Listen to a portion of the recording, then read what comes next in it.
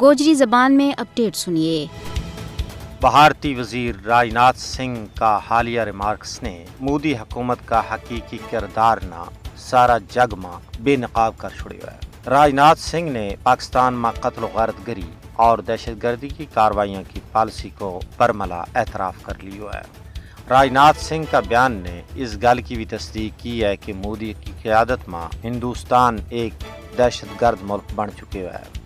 ہندوستان کو حکمرانی نظام انتخابی فائدہ واسطے انتہائی قوم پرستی کا جذبات نہ ہوا دین واسطے عادتاً نفرت انگیز بیان بازی کو سارو لے۔ پاکستان نے کھل کے کیا ہے کہ مودی حکومت کو غیر ذمہ دارانہ رویہ علاقائی امن واسطے مجھ بڑو نقصان کو باعث بن سکے۔ بھارت کو پاکستان کے اندر مزید بے گناہ شہریوں نہ ماورائے عدالت قتل کرنے کی تیاریوں کو دعوو دراصل قصورواروں کو واضح اعترافی جرم ہے۔ اسلام آباد پہلے ہی دنیا نہ پاکستان میں بھارتی دہشت گردی کا ناقابل تردید ثبوت فراہم کر چکی ہے۔ مودی حکومت نے غیر ملکی سرزمین پر مخالفین نہ قتل کر کے بین الاقوامی قوانین کی دجی اڑا دیتی ہیں۔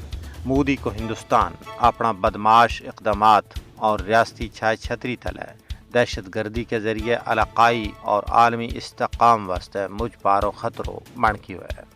دنیا نہ مودی حکومت کی فسطائیت نہ جانچن کی ضرورت ہے۔ پہلا اس تو کہ کئی اور بے گناہ تے بے تقصیر لوگوں کی جان چلی جائے۔